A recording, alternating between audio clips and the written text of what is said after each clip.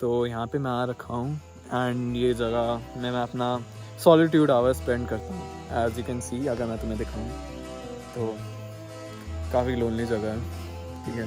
पीछे फॉग भी हो रहा है, बादल इधर को आ रहे हैं, शाम का टाइम है। अगर चाहूँ तो ख़तरनाक सा बैकग्राउंड म्यूज़िक डाल के इसको ख़तरनाक सी जगह भी बना दूँ, बट एनीवेज मैं यहाँ पे अपना सॉलिट्यूड आवर इसलिए स्पेंड करता हूँ ताकि मैं सेल्फ रिफ्लेक्ट कर सकूँ अपने थॉट्स पर एंड अपने एक्शंस पर। क्या मैं कर रहा हूँ, करंट लाइफ कैसी चल रही है और आगे क्या प्लान करना है, उस लाइफ को मैं कैसे परस्यू करूँ, उसके लिए सॉलिट्यूड में रहना काफ़ी ज़्यादा ज़रूरी है, ठीक है।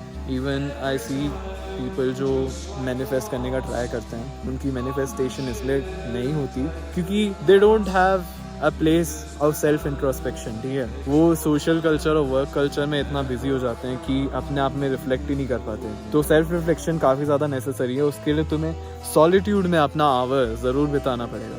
तो मैं हमेशा यहाँ पे डायरी लेके आ जाता हूँ और ऊपर कहीं ना कहीं ऊपर बैठ जाता हूँ ताकि लिख पाऊँ एंड रिफ्लेक्ट कर पाऊँ। तो बेसिकली क्या होता है, यूनिवर्स के पास सब कुछ होता है तुम्हें प्रोवाइड करने के लिए, एंड तुम्हें अगर कोई चीज़ चाहिए तो यूनिवर्स तुम्हें ला के दे सकता है, but you need to be as much clear as कि जब तुम्हें अगर ड्राइंग बनानी हो उस चीज़ की तो तुम उसे विविडली ड्रॉ कर पाओ और एक 5 साल के बच्चे को एक्सप्लेन कर पाओ। तो लेट्स से सपोज तुम बोलते हो कि you want to be rich, but I say how much rich, तुम्हें कितना रिच होना है, लाइक इज देयर लिमिट, क्योंकि रिच की डेफिनेशन वेरी करती है पीपल बाय पीपल, ठीक है। तो तुम रिच को ऐसे डिफाइन नहीं कर सकते। You want either $5 million or you want some generational wealth or you want some land property wealth, किस टाइप की wealth चाहिए, how, in what way you want to be rich। Family भी हो सकती है, फैमिली सपोर्ट को भी एक रिचनेस ही बोलते हैं, उसको भी एक प्रॉस्पेरिटी के अकाउंट में काउंट करते हैं। तो you need to be that much clear. लोग बोलते हैं you want love, you want someone to love me, तुम किससे चाहते हो, you need to be specific. तुम्हें प्यार किसी से भी मिल सकता है, यू नो, तुम्हें पेट से भी प्यार मिल सकता है, तुम्हें अपनी मदर से भी प्यार मिल सकता है, तुम्हें फैमिली से भी प्यार मिल सकता है, या तुम्हें एक रिलेशनशिप चाहिए, एक लव रिलेशनशिप चाहिए। तो तुम्हें इतना क्लियर होना पड़ता है मैनिफेस्टेशन के लिए।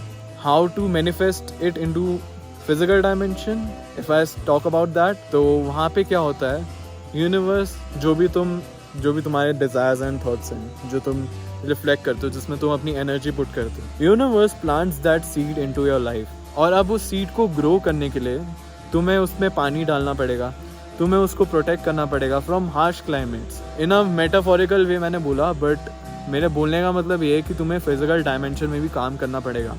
यूनिवर्स उसे तुम्हारी टाइमलाइन में अलाइन कर देगा, but you have to work to get to that frequency. That is how manifestations work. I know most of the people say कि manifestations काम नहीं कर रही। It's because तुम अपनी एनर्जी को इतनी जगह पे डाइवर्ट कर बैठे हो कि तुम्हारे पास अपने लिए कुछ बचा ही नहीं। यू नो, तुम रिलेशनशिप्स मैनेज कर रहे हो, तुम अपना काम मैनेज कर रहे हो, तुम अपना बाकी सारी चीज़ों पे, एंटरटेनमेंट्स में तुमने अपनी एनर्जी इतनी वेस्ट कर दी कि तुम्हारे पास एनर्जीज बचती नहीं है खुद में स्पेंड करनी। I know it's not about time, it's about giving energy. तुम अपनी एनर्जी किस में दे रहे हो, वो चीज़ सबसे ज़्यादा मैटर करती है।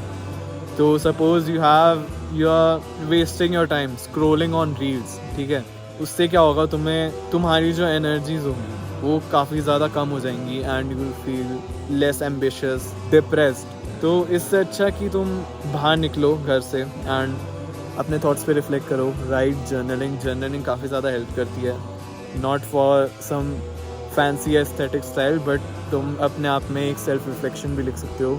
तो मेरी डायरी में अक्सर मैं अपनी यूट्यूब की स्क्रिप्ट्स लिखता हूँ और काफ़ी सारी पॉजिटिव एफर्मेशंस लिखता हूँ, क्योंकि मेरे लिए वो काफ़ी ज़्यादा नेसेसरी बन जाती है।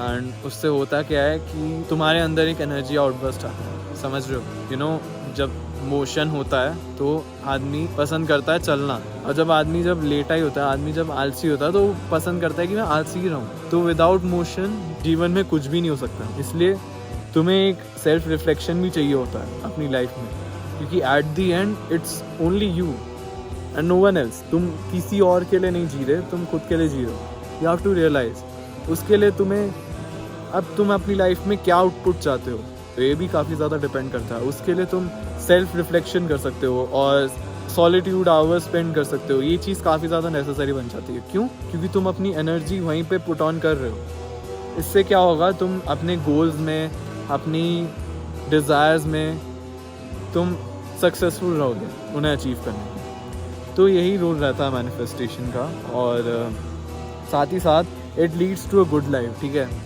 ऐसा नहीं बोल रहा कि तुम सेल्फिश हो जाओ और बाकी सबको छोड़ दो, निगलेक्ट कर दो, but at the same time तुम अपने आप को भी निगलेक्ट ना करो। ठीक है, यही मेरा मेन मोटिव है बताने का। इसलिए मैं यहाँ पे आता हूँ और यहाँ पे अपना ज़्यादातर टाइम स्पेंड करता हूँ। यू नो, लोग बोलते हैं like you have been spending your time by yourself these days, but उनको मैं क्या बताऊँ, मैं अपने आप को रीबिल्ड करने का ट्राई कर रहा हूँ। You know, I have been building myself in the shadows over and over again for longer periods of time, and यही मेरा सोर्स है। यू नो, ग्राउंडिंग ही एक सोर्स है एंड सेल्फ रिफ्लेक्शन ही एक सोर्स है, जहाँ से मेरे को एक क्लैरिटी मिलती है, एक ब्रेन स्टॉर्मिंग आइडियाज़ मिलते हैं, ताकि मैं अपनी चीज़ों को परस्यू कर पाऊँ। And if you want something out of life, then I think ये एडवाइस काफ़ी ज़्यादा हेल्प करेगी। ठीक है।